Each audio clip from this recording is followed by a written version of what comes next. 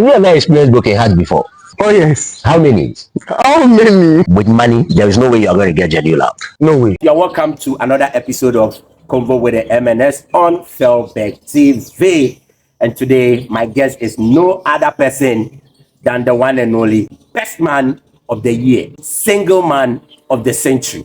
Guys, stick and stay. Boom.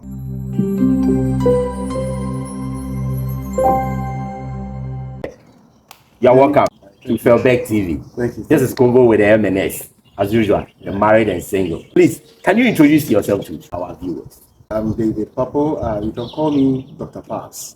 So guys, this is David, aka Dr. Paps. And today we are going to train you. Have you ever experienced broken heart before? Oh yes. How many? How many? Like, how many broken heart have you experienced? How many? Yeah, A couple of them. a couple of them. What was that one that got you on your knees? Yes, I mean, it broke you to the extent that you realize this one is not broken heart. This one is tearing heart. You were torn into pieces. Oh, Charlie. Oh my God. It's emotional. Talk about it. Oh no, I mean, if you don't want to go into details, you can just give us like something. So like I always say, you have to invest in your woman. Exactly. And this person, my family members got to know her. I also got to know hers. Okay. And in the course of the relationship, hearsay, what people are seeing, what people are telling her, went into her, deep into her, and then she decided that okay, she wants to leave. Like you said, got on my knees. I didn't get on my knees though, but literally I got on my knees. Charlie, Tell her that not to go. oh my God. I decided to go, and she went. But today, it's called freedom. I'm okay. I go. Allah, we move. We move. It's been a long time. It's been a long time. Long time. But you have to move. Yeah. You can't stay there Yeah. and be thinking about it. Yeah. You have to move on. Guys, something you just have to know. I've been a lawyer to this guy for several years. When I say lawyer, not lawyer Makomokola School of Law, relationship lawyer. My goodness. Yeah, so Dave, He's my lawyer, my counselor, my everything. My best. you know. Yes, the betweener. Did it right. So on that note, would you say that you've actually gained being in relationship or you've lost? I've rather learned a lot. There are lessons. Okay. There are lessons. Okay. In anything that you find yourself, you need to learn. I always have this saying that every minute is a learning opportunity. Sure. Every minute is a learning opportunity. So Yeah. learn. So I wouldn't say I've lost so much. I've also gained. But in all, it's a lesson. I learned so much from my relationship. The ones I've been in and had broken hearts and all that. Broken hearts, we wake up at dawn and be like, hi. Allah. Don't know what You mention your name, then you shout. Sometimes you can't even eat. Sometimes you can't even Oh, Macho Man. I thought Macho Man, they don't get broken hearts. Oh, see, sometimes you can't even eat. Okay. Why are you not married? The right time. When you say the right time, when is the right time? Very soon. Very soon. Very soon. How have you been able to take all this backlash when it comes to you getting married? Looking at your age and where you've gotten to in life. Okay, so from some members in my church, even my family members. Friends. Oh, you mean your family members? Yes. So they are pressures from the family, the church. I wouldn't say pressure. Okay. I would say these are people I roll with, right? So friends, members from the church, and then even my family members, some. those that you vibe with, they will tend to tease you. I won't say pressure. Okay. I would say tease you. So they tease me all the time, asking questions. When are you getting married? Next year, get married. Oh, the year is getting to an end. When you get married? Why, what's up? And I'm number one. Yeah, because I am always on his neck. Yes, I know. Yeah. It's not only you. Okay. My head pastor has been on my neck. Oh, you mean yes. our papa has also been on your neck? Yes. Then your neck is no more there. Respect to head pastor. Papa. Yes. Salute. Yes. He sometimes speaks to me. Yeah. And I love that. I don't want to rush myself. Yeah. Because I believe marriage is not a one-day thing like wedding. Yeah. Or an engagement. Marriage is for life. So Yeah. when you are getting to marry, you need to think about it well. Pray. So as you are single, you pray for yourself. You pray for your wife, to be your wife. You pray for your children and generation. So I just take it cool because I said earlier, I have a mantra, I have a principle. So I move by it. I don't want to be pressured by people. Remember, they are not going to enter into the marriage. Yeah. It is you and your wife, and it's marriage. Marriage is not like relationship. Oh, okay, and then what will come? Okay, let's break up, and then we'll find another one. No, marriage is for life. Like you said, marriage is for life. And I think if everybody will learn this strategy of yours, I don't think the divorce rate will be on a high because it looks as if you are focused. You know the reason why you don't want any pressure to take you. Yeah. And I think there's something we all have to learn. A lot of people have entered into marriage because of societal pressure. Me ma missing me, girl no me ma ware no be ko.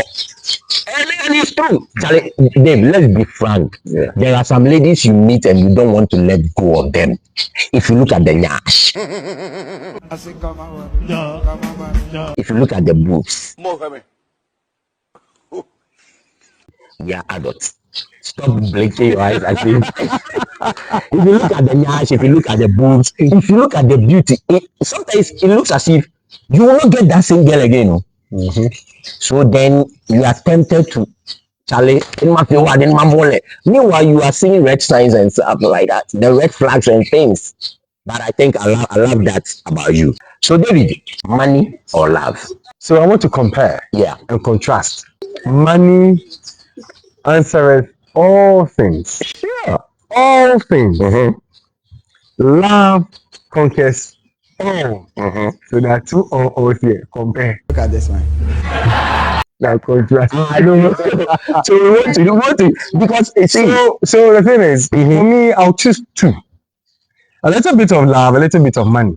But even in the love, there should be money. Okay. The thing is, if I have a lot of money and the girl I tend to date, she gets to know that I have money. Obviously, one way or the other finds out that I have money. Do you think that should be showing me genuine love or should be pretending that she loves me just to spend my money, just to drain me, chopping, tinisika? But if it's genuine love, even if you have the money, yeah. when people are saying some things about your relationship, about your guy, you stand on your feet and put them to their rightful places. Yeah. And then fight for your guy. So literally you are saying that with money, there is no way you are going to get genuine love. With money you can get, but it's no way. To me, Really? that's to me. There's no way. It will be fake love. There's genuine love. There's love. But what happens to the rich? So does it mean the rich is not married to somebody who is having genuine love? So the rich also have genuine love. Those that are already married, and you see that yes, they are wealthy, but they are rich. Sometimes it doesn't occur before marriage. It occurs when You're married. David has been a best man all his life, and I want us to learn one or two from him. David, you remember when I was going to become a best man for my cousin? You were the only person I had in mind, and I called, and you gave me some guidelines. What does it take to become a best man, and why have you decided to use all your life to become a best man? Hey, what have I decided? This question will bring trouble for me. Oh. I have not decided. Yeah, so tell us. Okay, so if you are experiencing something and people get to know, they tend to use you to also help them grow. Yeah. So, like you said, when you were going to be the best man for your cousin, you contacted me because you knew I have experience. Sure. Yeah. So this best man thing I started in 2015. Okay. 2015. I didn't put upon myself that I want to be a best man. No. A couple of my friends, they asked, David, I want you to be a best man for me. I want you to be one of the groomsmen. I want you to be a best man. I'm like, oh, okay, fine. If you found it wise to see me, contact me and say, I want you to be part of this memorable occasion. Yeah. It's a blessing. I see it as a blessing. Okay. So then I'll honor it and then be part of it. People will be like, why are you doing best man work? Why are you doing this? Why are you doing that? They don't know. I have a friend who once said, the best currency is not the money currency that we spend. Exactly. The best currency in the world is network. Relationship. The best currency is network. Yeah. So you form networks with people. So there are people who also form the groomsmen or best men, and then you do not know them, but you form a clan. You get to know them. You get to know them. And this kind of people, one day, some way, somehow, you meet them somewhere. Like, oh, I know you. Do you remember this? Do you remember that? And you know, guys, it just like fire and then petrol. It just light. Like that. So I didn't put upon myself to do best man best man job. No. It's these people who, I don't know, they see something good in you. Yes, by wisdom, they always contact me that, David, I want you to be part of my men. I want you to be my best man. And these friends, some of them who knew that I've done that for a couple of times, they contact me because they know I know the job. So easily I can handle it. You have to give us the pros and the cons. So as a best man, the beauty and the success of the wedding, not the marriage, the wedding falls on you. Yeah. So from the engagement to the wedding, you must make sure it comes out beautiful. You liaising with the MC, you liaising with the groomsmen, you liaising with the bridesmaid, you liaising with the bride or the wife, and you liaising with the groom or the husband that day. It is you. You must make sure. So your best man, you are like a messenger. You are like errand boy. You are like a supervisor, a coordinator, organizer. Everything is on you. So for the wedding to go on smoothly, it's you. If the wedding doesn't go on smoothly, it is you, because you're not liaising with the groom to make sure the wedding goes on well. Yeah. Likewise, you're not liaising with the groom or the MC for the occasion to make sure the wedding goes on well. You have to make sure, okay, what is left? So before the wedding, you meet with the groom, you talk. What is left? What are we supposed to do? Okay, let's contact. So now the groom must leave everything for you, the best man, and then you also delegate to your other groomsmen to work and supervise them. As you are supervising, you are getting feedback, and then you give it to your groom. The groom also give you another feedback, and then work everything. So when everything is moving on smoothly, everything is moving smoothly. There are some weddings I've been share experience with us where the involvement of the groomsmen were not so much. So I, being experienced in it, I tell them, okay, guys, we need to do this A, B, C, D. We shouldn't leave it to the groom.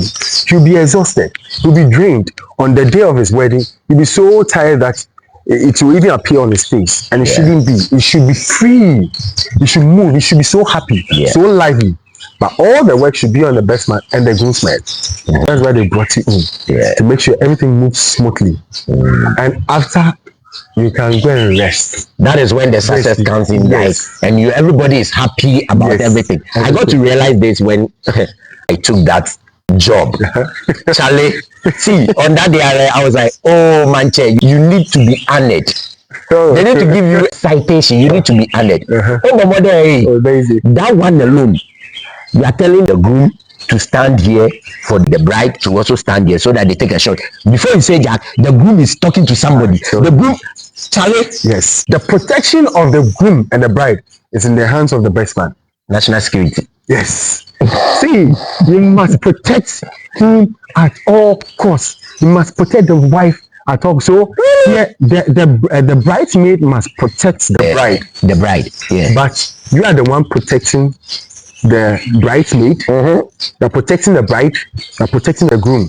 Now you must protect them spiritually and physically. Yes. So you must be prayerful as well. Exactly. So I want us to go to that point. You must be prayerful. Before you choose a best man, what are some qualities you need to look out for? It's not anybody, someone who is not spiritually strong.